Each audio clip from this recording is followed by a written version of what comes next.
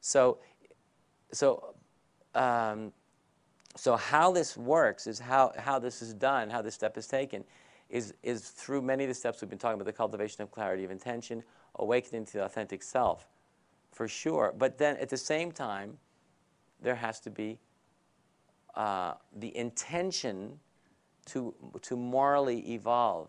There has to be the intention to morally evolve, okay? And so that's an individual matter. It's an individual matter, okay? Does everybody follow so far what I'm saying? So how you evolve morally and how the moral development is really an individual matter, and it's what spiritual practice, it's what individual spiritual practice is really all about. Because nobody can evolve morally for you. You can only do that for yourself. Nobody can morally evolve for you. You can only do that for yourself. So the second two tenets, the law of volitionality and face everything and avoid nothing, are really about moral development. The law of volitionality says that I choose, I as an evolving self, I as an individual who wants to evolve from this postmodern, world-centric,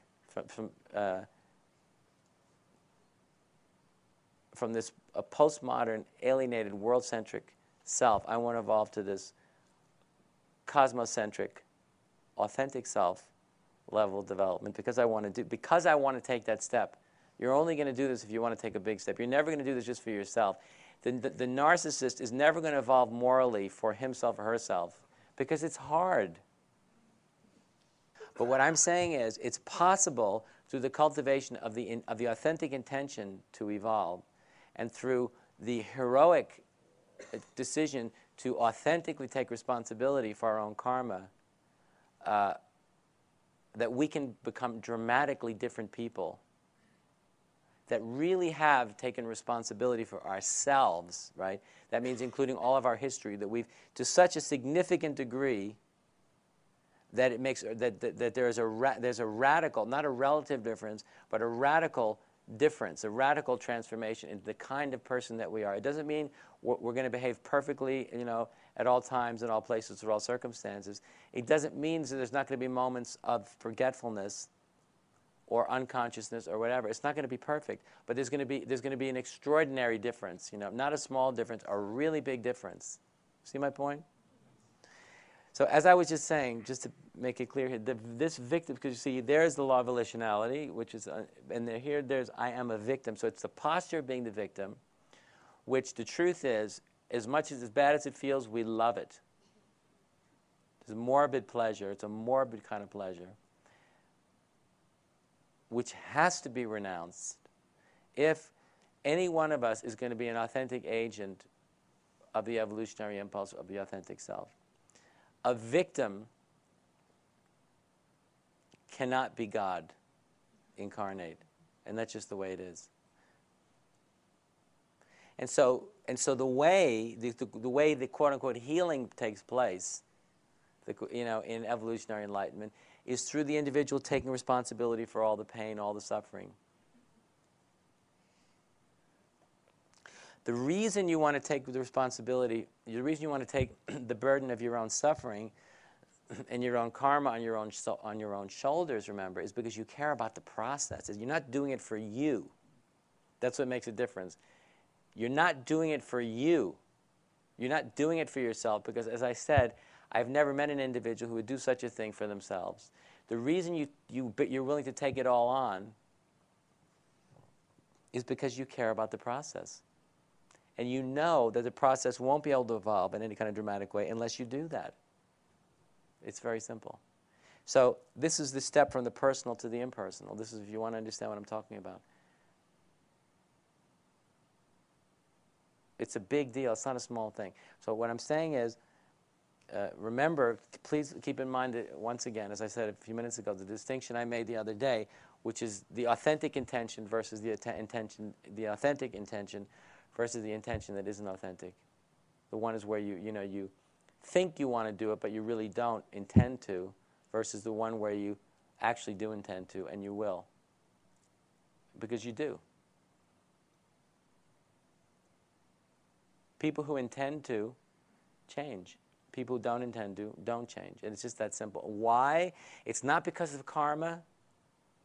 It's not because of past traumas. In the end, it's because the thing is, we all have to be ready now, isn't it? That's from the perspective of evolution and evolutionary crisis, so to speak.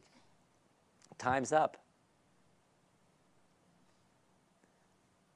I mean, once you get it and you really get it, that's it.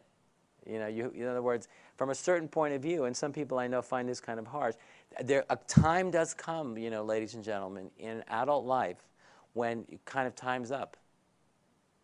If you don't reach that point in your own adult development where time is up, then you're just playing a game. Because there has to be some, why don't you decide when that moment is? Don't let me decide for you. But all of you should decide, when does the moment come in your adult life, when time is up? At which point do you have to make the transition we spoke about day before yesterday from adolescent to adult human being? So whenever that point comes, and you decide, right? You decide when that point comes. But that point does have to come, if you're interested in the evolution of consciousness, when we take that leap from adolescent to mature human. But the problem for so many of us, in this postmodern psychologically oriented, alienated self, is that point never comes. We don't even think about it coming. But just think about it today. When does the point come when you have to just stop and grow up, You say, well, I'm not ready yet. Well, when are you going to be ready? I mean, what is it that makes somebody ready, actually? What is it? Things never work out the way you want them to in life. Things never work out the way you want them to, the way you imagine them to be. Life is very unpredictable. Sometimes awful things happen which you didn't expect, and other times wonderful, extraordinary, marvelous things happen that we didn't expect also. Things can go terribly wrong quite often.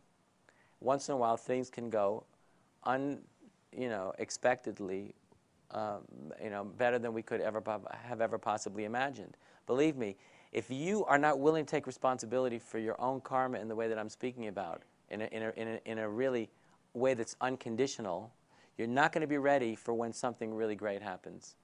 And most people I meet, they're not ready for the kind of glory that I'm talking about because they're not willing to take responsibility for their own karma. You have to be willing to take responsibility for yourself in order to make this world a truly extraordinary place. So when marvelous things happen, most people aren't ready for it. Say, I'm not ready for that either. And that stinks. So my point is, when will you be ready? You decide. Don't let me tell you. You decide for yourself whenever the big moment's going to come. But I want to tell you, the moment, it will never come when you will be ready in the way that you'd like to be. It's a big fiction, so it just never happens. So then there's this kind of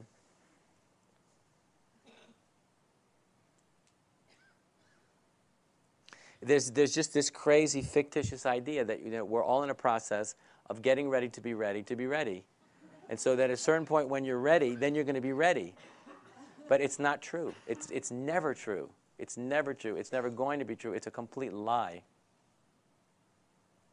So the insecurity, the sense of unworthiness, that